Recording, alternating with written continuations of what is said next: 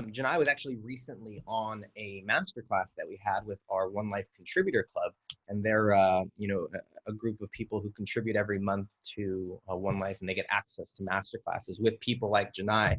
And she's been gracious enough to give her time to both our contributor club and now our greater community as a whole.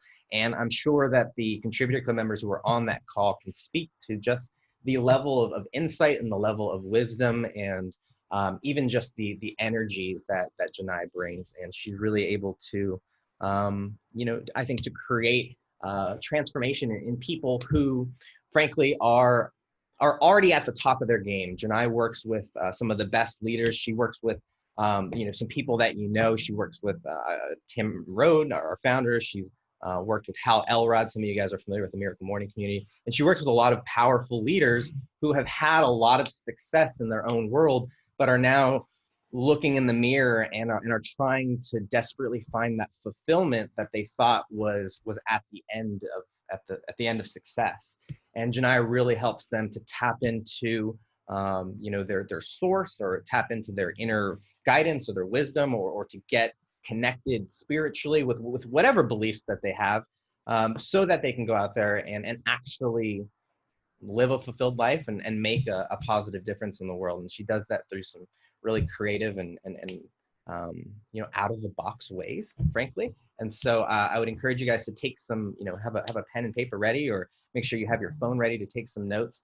And I'd also encourage you to come with an open mind. And whether you've heard Janai speak before or whether you haven't, I know that some of the most dangerous words in the human language I already know that. And so with that being said, I want to welcome Janai to our call, and just say thanks again for spending some time with the One Life community, especially so soon, given, I feel like you were just here. Well, it's good to be back with you. Thank you so much for inviting me. I appreciate it. And can you hear me okay? Because my mic light went off. I want to make sure I sound good. Okay, good. Yes, yeah, you're good to go. Perfect, yeah. Janai, why don't you just start off with telling us kind of a little bit about what you do, and maybe kind of share your story. In a little bit, I'm going to have some people, we're going to kind of engage in some dialogue, and I'll have them ask some questions directly to you. But why don't you kind of talk about what you do and how you got here, and kind of give us the story. Happy to. Yeah, I like how you said out of the box, because I like to say out of your mind. If you really want to connect to your greatness, to who you are, to your true self, to your essence, everything we're kind of looking out there for, we need to learn to be out of our minds, right? And I say that kind of with a little jokingly, but it's actually literally true, that what we want is not in the mental framework. It's not in our associative memory. It's actually in spirit. It's in heart. It's in the soul. And accessing that is really where we find our greatness. And not only just our greatness, but the way we can fulfill ourselves. And kind of how I discovered this was, like many of us, I was raised with the American dream. You go out there, you're ambitious, you get good grades, you start your own business, which is what I did. I climbed the mountain, and I started recognizing these really interesting things, which was I started a consumer products company because I would get these amazing downloads, and I didn't know where they were coming from. It was like inventions, patented products. And I realized they were only coming in two places. One was in the shower and when I was asleep, right? And I thought, where are these coming from? They're not coming from my mind. This isn't something I know or have learned. And I started recognizing, wait a minute, there's something here. There's something here that every great visionary, mystic, the people we admire and strive to be, many of them understood this principle of being out of your mind. Like Thomas Edison, for example, that famous story, when he was trying to come up with the latest invention, he would take a rock and he'd take a nap. And just as he was falling asleep, right, the rock would fall and he'd awaken in that sweet spot before the mind kicks in, and there was the genius. Therein lay the genius. And we're all born geniuses because we're all born spirit. We're all, no matter what our sort of belief systems are, we're all spirit. And accessing that is what I'm all about. And I'll tell you that, you know, as I climbed the mountain of the American dream, you know, I sort of, at a very young age, and in sort of my mid to late 20s, I had a lot of success. I was a Woman Entrepreneur of the Year, Young Entrepreneur of the Year. I went to, you know, I represented America out of all the entrepreneurs in America as a young person with all other countries. You know, I was kind of at the top of my game, you could say. And I was, you know, in magazines and having all these things, all these outward success. And yet there was something missing. I wasn't happy inside. Now that's kind of weird because I was taught that when you achieve all these things, that's happiness. And it really, it was sort of a wake-up call for me. I thought, well, wait a minute, what is missing here? And there was this disconnection I had from my own heart, my own soul. You know, it's not that it wasn't there at all. You know, it would come through in these moments, but it wasn't there enough. And there was this longing in me for something more. And so I walked away from all of that to find what was missing. You know, I went on my, you know, hero's journey, as you could say. You know, Joseph Campbell coined that term, and I sat with a lot of wise people, you know, like enlightened masters in Brazil and different countries, and I meditated a lot, and I learned different techniques. I learned healing things, and I started asking people, you know, I said, what am I supposed to do with my life? Because I've done it all, I thought I did. And they said, Jenai, you're just supposed to be. You're supposed to be, you know, and that was really confusing to me because I didn't know what they were saying, because everything about what we're taught is you're supposed to do something. And in that doing, that's how you'll feel fulfilled and good. But without the being, what is the being? The being is true nature. The being is the rise. Everybody knows this. Everybody feels that when they're doing something they love and they forget time or space. And that doesn't mean they're doing something. You could be with someone, or you could be out in nature, and there's just this freedom. You know, you feel free, you feel open, you're meeting the world wholeheartedly, you know, and then what happens when you sort of relax into who you really are, your gifts are there. Right? They're all there, and we can mine those gifts, and those gifts, when we mine them, become our service to the world. So like Tim, you know, as a leader, you know, as he's opened his heart and mined his gifts, it becomes a service. It becomes one life, and then that is like the tree and the branches, and it goes out, and everybody is touched.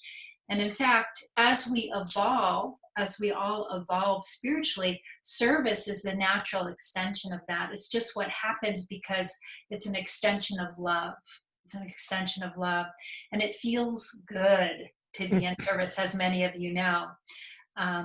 So that's just a little bit about my story. And it's really not important. I mean, we all have our stories. I think what's really important is this moment. You know, who are we going to be right now? How are we going to show up?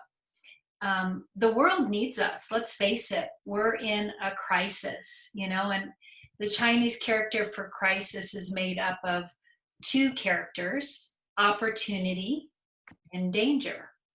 And so there's a real opportunity here in this sort of more dangerous climate that we're in to evolve, you know. And from a spiritual perspective, we have to evolve. We have to confront not just the virus, the coronavirus, and not just racism, but climate change. But there's so many things that need to be addressed and it can't wait anymore. We're at this sort of tipping point globally and collectively, and all of us, the good news is all of us, as we decide to resource our capacities, our genius, our strength, and bring that out, we're going to be part of this collective opportunity, this transformation that's happening on the planet right now. And I'm sure that you all know that, or you wouldn't be here and you wouldn't be a part of this community, because you're on board. You know you came to be a part of change and transformation and making the world a better place. And to me, that's really exciting, because sometimes it's a little harder to motivate for ourselves, if it's just, I just want to make my life better, right? I just want to make my life better. But when we say, I want to make the world a better place, I want to make my community better, I want to help my family, I want to help my friends, there's something that is greater that we call up in us, this strength, this courage. The word courage comes from the French Norman word cœur, which means heart. So courage is to come from the heart, to come from your heart. So the more that we call up that courage in the service of the greater good, it comes on board. So I know, a lot of times, I have this funny story that when I won an award one year, I was at the, this is hysterical, I was at the Fairmont Hotel, and they put me up, and there was 1,000 people, and the mayor of San Francisco was there, and other people from the government, all the major business leaders, and I was scared. I was so scared. Listen to this. This is the truth. I got in the closet of the Fairmont Hotel. I got on my knees, and I prayed for an earthquake. Because I would rather have death and destruction than get up in front of those people. It was like one of the first times, that I was going to speak. I was like in my, mid-20s. And I was, and that's the fear, because the small self, the little me was so terrified. What are people going to think of me? Are they going to judge me? All these things. You know what got me out of the small me, the little me, and gave me courage? This is the thing. I was sitting in that closet, and I thought, this like light bulb went off. And I thought, wait a minute, I have the opportunity here to talk to 1,000 people, including government, about socially responsible business. Because that was my passion at the time. It was like not just building a business, but building a socially responsible business, a business that changed communities and changed the world. That's what made me excited. And that like popped in, and all of a sudden I got out of the closet, and it got me up in front of everyone. And I thought, that's it. It's service pulled me out of the small self and into the bigger vision that I had for myself and for the world. And I think that's true for everything across the board. It gets us out of our fear. And it also includes our spiritual practice, and I don't know how many of you have a spiritual practice. You can raise your hand if you do. You're good. Awesome. Yeah. Can we ask? I'd love for people Yeah. to chime in the chat there, yes or no if they do. You don't have to necessarily go into detail, but I think that that would be a great marker for you, and also just to get an idea of the community. And I think that it's okay to say no. I mean, I think that that's a great reason to be here. I mean, there's no judgment. So I'd love to know from the call if you guys would consider yourself to have a spiritual practice. And then, Jenai, why don't you share what that might look like? Yeah, sure. So one of the ways, to up-level your spiritual practice is to dedicate it to the benefit of others. Okay. So this comes from the Buddhist tradition. So when I sit down to practice, I know I'm not just practicing for myself, for my own peace and equanimity and my own access to that genius I was talking about earlier, but for the greater good. So the more peace I create within myself, the more peace that permeates out into the world.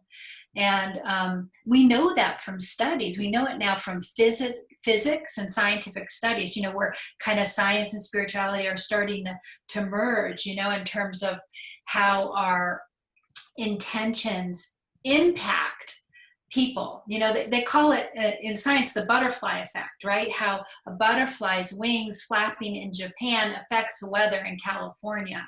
They know that everything's connected. And so when we dedicate our practice to the benefit of all, that can really up-level your practice. So a couple of things, that I would say about, giving you some tips about your practice. I would say that probably the most important thing is devotion. Devotion. In the Hindu tradition, they call it the bhakti path, the path of devotion. What does devotion mean? Devotion means your heart's in it. You want to do it. You're moved on a deep level. There's something that moves you. And so often when we're doing our practices, no matter what it is, it's root, we're just going through the motions. We're doing it just cognitively. Our heart is not there. When we bring the heart in, we turn up the volume on everything, and it brings in this kind of passion and inspiration and this juiciness and aliveness to our practices. So the reason I'm saying that is everybody's different. So you have to find for yourself what is evocative of that devotion, what enlivens you. So for example, I have people, this is just one example, I have people write their own prayer or intention statement to start their practice.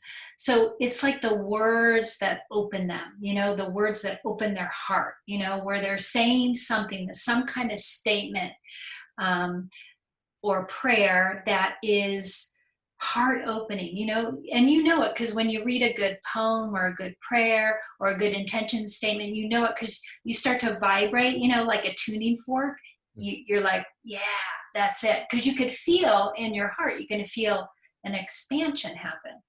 And so it's finding something like that. It's writing it yourself, or it's finding something that you read that really resonates for you.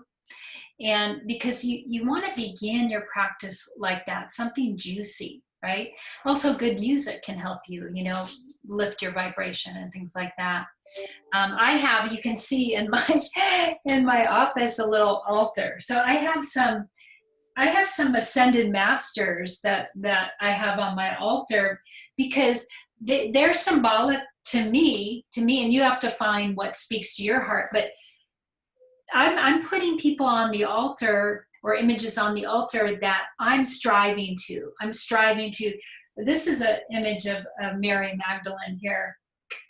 And this is just an example. This is Ananda Mayi Ma. She was a saint in India, an enlightened master. And she's just, if you look at her eyes, she's just like this, full of love, just this. And that's what I'm putting images of, where I'm striving. I want to be that expression of love in the world. And I know that if I look at something and I see, oh, there it is, I know that's in me too. It just might be more dormant, and I can develop that. So I have things on my altar that create that juiciness, that kind of act of devotion. Now I'm going to show you a couple things that, just simple things that I think will help you. Because again, most of us live from like here up, right? We live in our heads. And we're taught to live that way. We're disconnected from our hearts, They say the longest journey is from the head to the heart. But if you have tools and techniques, I'm very practical. I mean, you might look at me and think, well, she's a little woo-woo, Well, I'm very practical person. And, that's why if I tell you a little bit about my business background, I'm very strategic, analytical, and practical. And yet I've learned to marry that with the the love, the unconditional love, the peace, the spirit, the intuitive part of me. I've learned to open both. So it's a winning combination when you use all your capacities as a human being, because we're really spirit having a human experience versus a human being spiritual. It's really important to understand. And so when we flip that, what happens is we start to realize our capacities. They're so much greater. You know, every day I'm amazed. I am absolutely amazed of the things that happen in my life today than even a year ago or 5 years ago, because I keep developing my capacities as spirit, my intuitive capacities, my ability to be, let's say, a conduit for healing energy, things like that. I mean, I'm astounded by the things that happen. And I'm not special. That's the thing. There's nothing special about me. Everyone has this. Everyone has this in them. And you all know that because I'm sure you've all touched it in different ways, where all of a sudden you were like, that came through me. I said that. Where did that come from? You know, or you gently touch someone and they felt better. You know, they were very ill and they felt better from your touch, from your healing touch, from the love in your heart. You know, we have these extraordinary capacities. So how do we open them? So moving into the heart, I'm going to show you a couple things that are kind of cool. The mystics, a lot of the mystics, they talk about this diamond in the heart, the center of the heart. And you see in a lot of the traditions, the heart with the wings, like in the Sufi tradition, in the Christian mystical tradition, you see the heart, you know, coming out of the chest of Mother Mary, things like that. Well, they're pointing to something that's across every tradition, by the way. Indigenous traditions, every tradition points to the heart, but not to the wounded heart. This is usually what we associate. We associate our wounding. It's tender. All of us have wounding. You can't get through the life experience without it. But what they're really pointing to is what I call the high spiritual heart. The high spiritual heart. That's that diamond. That's that part of us that is intact, whole, completely whole. It can never be destroyed, can never be hurt, it can never be changed. No matter what happens to you in life, no matter what challenges you go through, it's always there. And we can activate that diamond. And I like to think of the diamond. Actually, I have a diamond. Someone gave me this recently as a gift, this diamond. And you could see the facets, right? The facets of the diamond. Well, these facets of the diamond are what I call our divine qualities. Okay, so inside these facets are different qualities like peace, right? Compassion, right? Courage, you know, these different capacities. And what happens is these things are dormant or turned down. And in someone that we really admire, let's say we might be in the presence of one of my spiritual teachers is Amachi, the hugging saint. And when I'm in her presence, I feel tremendous compassion. I mean, I feel like I'm just being held in the arms of the mother. It's just so compassionate. Well, she has her divine quality of compassion turned way up, the volume on it. But we all have that in us. We can turn it up for ourselves. And we can turn up all kinds of things. All right. So that's why we want to turn the heart on, and we want to activate these divine qualities. Everything we really want is here. It's here. Not out there, it's here. And including our gifts, because our gift, again, remember, it's in our being state. This wholeness here is our true nature. So let me show you a little exercise. So just do this with me. It's kind of fun. So touch your heart, touch your high heart, and just start to imagine, instead of your nose, being on your face. Imagine your nose is here, like right on your heart. It's kind of silly, but imagine you're breathing in, you're deeply breathing in right through your chest. And you're breathing out. And imagine your heart as you're doing this is smiling. And when the heart smiles, what happens is it opens. It opens. Now, some of us are very visual. Some of us are more, we're more empaths, so we feel. And some of us here, we're more auditory, so we hear this inner guidance. There's different ways that our intuition works. Some of us just know, right? So now let yourself land, let yourself kind of drop down. And if you're a visual person, you can visualize that diamond. So you might close your eyes and visualize that diamond in the center of your chest and visualize it, the beams of light, almost like a sun starting to grow, like permeating your whole chest, your whole heart field. And some of those beams are permeating up into the head and down into your lower abdomen and behind your back. And as you're doing this, bring your breath, more of your breath towards the back of your heart, towards the back of your heart. And just breathe into that purity of essence. That's your essence. That's wholeness. We can really evolve very quickly when we find and we claim and station ourselves in this wholeness. Because this wholeness is what heals us. And this wholeness is what heals the world. It's already whole. It doesn't need fixing. It doesn't need changing. It doesn't need to get better. We don't have to be better. We just have to be who we are. This wholeness is already innate. It's intact.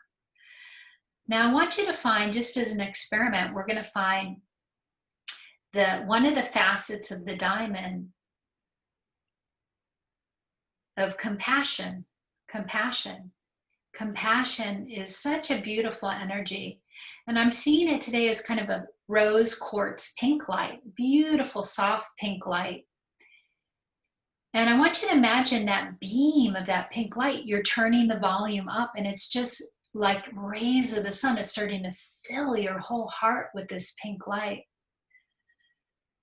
And I want you to just be aware that there might be things in your heart that you're carrying, like fear or sadness or grief. There's a lot of things in the world to be sad about right now. If you're not having sadness, you might be just numb to it, because I think it's very difficult to even be a human being and not tap into that collective grief. So let that compassion go there. Imagine that it's going there like a blanket of pink light, and it's just softly surrounding that sadness or grief or fear. Whatever's there, it's not pushing it away. It's not trying to cover it up. It's just this pink light is holding it, gently holding it, tenderly. And the beauty of compassion is it begins to dissolve things. It begins to heal things just naturally. And notice how you might notice your heart opening a little bit more when you do this. Now let's send this pink light to somewhere in your body that feels tense. Okay, if you're having any pain in the body or just tension, maybe your shoulders are kind of sore, or your back, your lower back. So we're going to send this beautiful pink light just flowing to that painful or tight area. And again, the same thing. It's just the pink light is like a blanket. It's swaddling it, much like you would hold an infant. You would swaddle it. You would calm it down. And you just let that beautiful pink light permeate there. And it kind of relaxes. Now I want you to now imagine, now our nervous systems are really contracted. It's normal. It's just normal. And life stresses us out, but now life is pretty stressful. So I want you to feel that, imagine at the nape of your neck, the very nape of your neck, this pink light is pouring down, and it's pouring down your central column, pouring down your central column. This beautiful pink, luminous, radiant light from the nape of your neck down, and it's just soothing the nervous system, opening it, unwinding it, because it gets contracted, it doesn't work properly. So the flow of energy can move through. Now, when we open up to this flow of energy, we tap into this universal healing force. And this force heals us, heals our body, heals our mind, heals our emotions. Now, I was talking about service earlier, and what happens in service is our capacities expand. So let's take a moment and let's send this out to the world. There's a lot of people in strife and struggle. Let's send it out now. Imagine it, this pink light is just going out, and it's covering first the city in which you live. It's just going out to the whole city in which you live.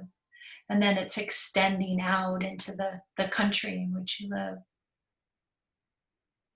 covering the entire country. Now it's extending out to the planet, to planet Earth, to the globe, to Earth, to all of humanity, and to the Earth herself, to Gaia, Mother Earth, for she needs our healing light too. And we're just sending it out, and it's expanding. I want you to notice how your capacity or ability to transmit compassion is growing in your desire to serve the greater good. Now, I want you to bring it back to yourself. Bring it back to yourself and direct it toward yourself. This is self-compassion. So I want you to direct it toward maybe an area you're struggling with, whatever it is. Bring it to an area, or an area you want to grow, like a business or a relationship. So send it to that, because compassion helps us grow very rapidly. Compassion is the great evolutionary force, and it's something we've forgotten as a culture, as a society. We don't really practice it. So we're sending that back to that thing that we wish to evolve and grow, including ourselves.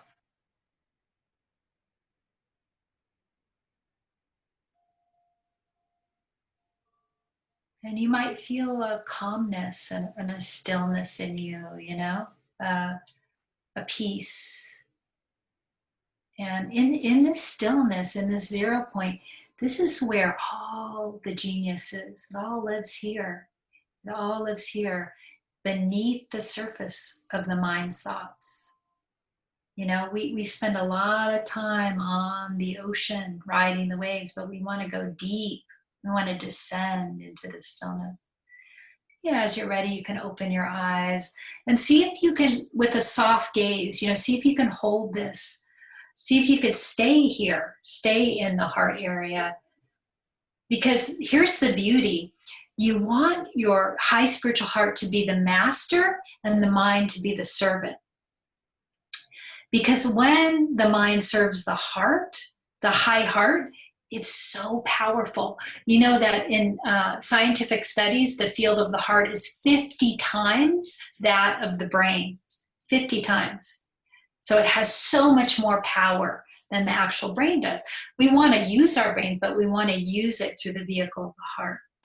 And guess what will happen? When we use the heart, we make choices based in love and not fear. Those are going to be the best choices for our lives. So yeah, I'm just giving you some little tools that you can apply and add to your practices. I also have a whole system that you can download for free. Maybe Hector can send it out, which I call it 3 C's. It's a 5-minute meditation, which gets you centered, clear, and connected really quickly. And these are all things you can add to your existing practices. Yeah. Yeah, I think Matt said it well. That was fantastic and beautiful. What I'm gonna ask in just a moment is I'd love to have you just reflect and take some time to jot down some thoughts to um, try and capture whatever it is that you need and feel you want to take away from that experience. And then in a moment, we're going to hop into some breakout rooms and just share a little bit about what you experienced and kind of where you're at with your spiritual um, journey or your spiritual practice. So why don't you take a minute? I'm going to play some nice tones and tunes here, and then in a minute we'll hop into just some breakout rooms for a few minutes, and then we'll come back and share with Jenai a little bit about what you guys experienced. So go ahead and jot some stuff down. You can put it in your notebook or in your phone, wherever you guys feel is appropriate. But just take a minute, and I'm going to get the breakout rooms ready. And those of you guys who have not been in a One Life breakout room, you guys are in for a treat. Ask them to please unmute and show themselves. It's best. Yeah. Breakouts. Love to see your face. Obviously, we'd love to hear you. Okay, so it'll be taking you away in just a few moments, but I'd love for you to get some last thoughts. And we'll open those.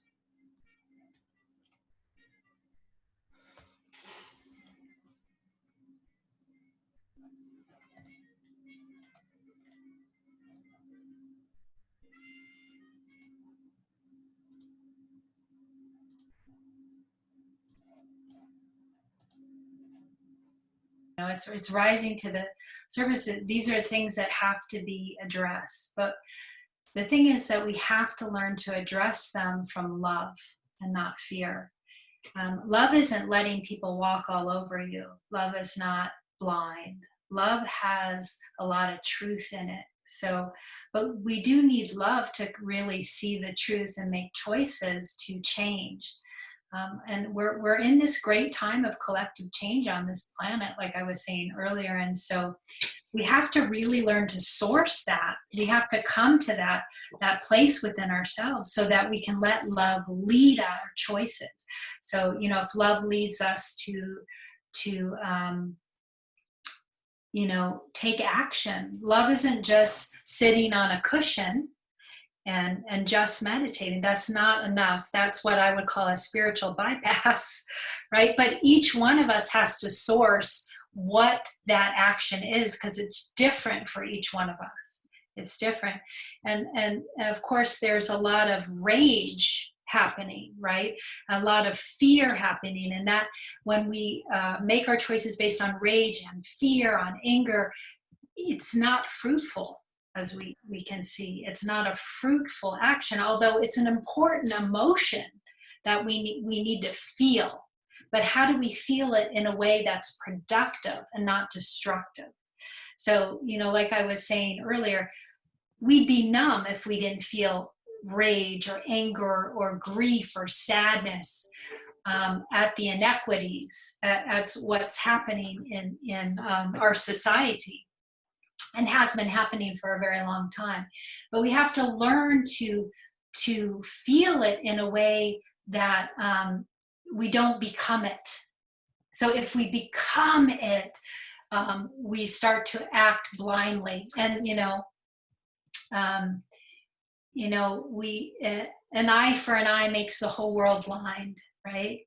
That famous saying it's not going to work. And we know when we look at Martin Luther King, we look at Gandhi, we see that what love can do, what love and action can do. And so we're all kind of called to that now. And it's not going to be one person like it was in the past. It's not going to be a Messiah, a Savior. It's going to be all of us. Every single one of us. So Thich Nhat Hanh, a famous Vietnamese monk, he won the Nobel Peace Prize. He said, it's not going to be the Christ or the Buddha. it's the Sangha that's going to save us. And what that means is the Sangha is the community. It's all of us. It's not, we're looking to one person, one politician, who are we going to elect as our next president or whoever. It's not going to be that. It's going to be us, every single one of us. So what does that mean? Well, it means we have to source within ourselves that wholeness and let that lead our choices and lead our actions. We want love to lead, because when we do, it creates the best possible outcomes, the best possible change, and we respect each other. We allow for, the thing about the heart is it's unitive, so it's not polarized. It can hold opposing opinions. It's okay. We can all have different opinions, and that can be held in the bigness of the heart, of the true heart. It can be held. And so how do we do that? We have to learn to do that individually and collectively. So thank you. That's a really good question. Yeah. Thanks for sharing. Yeah. Is there anybody else who wants to hop in and share or ask a question that's relevant to them? Jenai, I'd like to touch on it just from a vulnerable, transparent, frustrated, seeing anger on both sides all around me and stuff, and trying as a leader to just stay in my heart and know, what's the right thing to do, to, where do you walk that line of leading and saying what you think, or just, keeping quiet and showing by your actions. You know what I'm saying? I'm Yeah. kind of lost. Yeah. Well, it is a delicate balance, because sometimes, what I would say, how I would answer that is, I think that it's who we're being that's the absolute most important thing versus what we say. Okay, so we want to be peace, right? Gandhi said, be the change. And it's the most quoted thing, but people don't really understand what it means. It means qualitatively. It's like that diamond in the heart, the quality of peace, be it. So for example, Gandhi, in the middle of a revolution, right? Things were, going haywire. He would stay in silence until midday. He would not speak, because he knew that was critical, because he had to get himself in that being state of peace, because he had to make choices. He had to meet with dignitaries. He had to do all of these things. And he knew that he had to be peace to create peace, right? So as a leader, yes, we're all leaders, right? I would suggest that you make it a priority to cultivate who you want to be. Now, it's different for each of us. If you want to be peace, then you have to cultivate that. If you want to be compassion, you have to cultivate that. So you begin to cultivate that, and you carve out the space to do that before you show up as a leader, before you show up for your calls, before you get whatever's going on in your day, and you make it a number one priority. So you're being it already. As a spiritual teacher for many years, I used to, something happened to me, I would say about 5-8 years ago. I had this heart awakening. I had this, I don't know how to describe it. I woke up in a way that I can't describe. My heart opened so big that I couldn't pretend anymore. Before that, I would pretend a little bit. Like I would pretend I know things. You know what I mean? Like we all do. Or I would, I'd say things from my head. And something happened to me where I have to resonate it in myself. And then I noticed when I was teaching, it didn't matter what I said. It mattered so less what I was saying or teaching. It mattered what I was transmitting. who I was being, what I was transmitting. And it was like contagious, way more contagious than the coronavirus. And all of a sudden people in the audience would start to vibrate in peace or compassion or whatever it was. And to me, that was really cool. And it really showed me something that Gandhi was showing us, and Martin Luther King Jr. was showing us, right? And we all have that capacity. So that's what I would say to you, Tim. Does that make sense? Makes absolute sense. Yeah, I really appreciate it. Where, if somebody wants to go deeper into your teachings, this was asked in the small group we were just in, they said, what's the coaching look like? And I said, well, this is kind of like trigonometry. And first you got to go through more basic Jenai teachings. And I would, so what's coming up for you that you'd recommend if somebody wants to go down the Jenai rabbit hole? Where should they go from here? Yeah. Well, the first thing you can do is that I have a free online course. So you can check that out if you haven't already, and we can share the link for that. And it just gives you some meditations to download, some tools that I really like, foundational tools, things you can play with and see if there's a resonance for you. And there's also my book you can grab, Spirit Led Instead, on Amazon. And there's also a workbook, a playbook that goes with it that's really fun. So these are things you can do on your own to kind of get a taste. They're practical things. What I say is if you use those things and they work for you, then you might want more. You could call me and I could refer you to one of my certified spirit coaches, because I train people how to become certified in the methods that I teach. I also run group courses online. Right now I'm doing one on the high spiritual heart. We're in the middle, but we're going to start another one probably in about a month. So you can find out about those kinds of things on my website, which is spiritcoachtraining.com.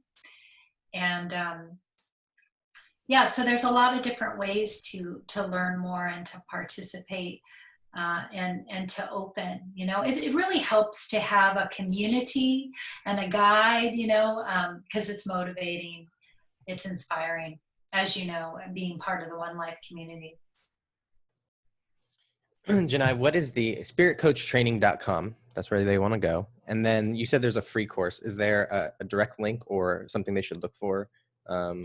Yeah. So if you just go onto my website, spiritcoachtraining.com, a little pop-up will come up and it'll say free online course, out of your mind and into your spirit, out of your mind and into your spirit. It'll just pop up. You just fill it in and then boom, you'll be in. And you can explore that. There's some content in that to explore. Easy. And we will send some follow-ups with the replay to this, and we'll also include the links to that as well. So there was someone that had a question that was raising their hand.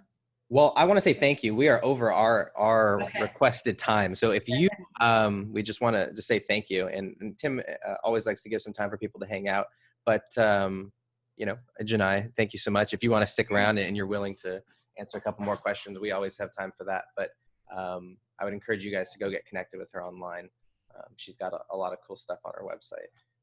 Yeah, why don't we do this? Why don't we turn off the recording? And if anybody wants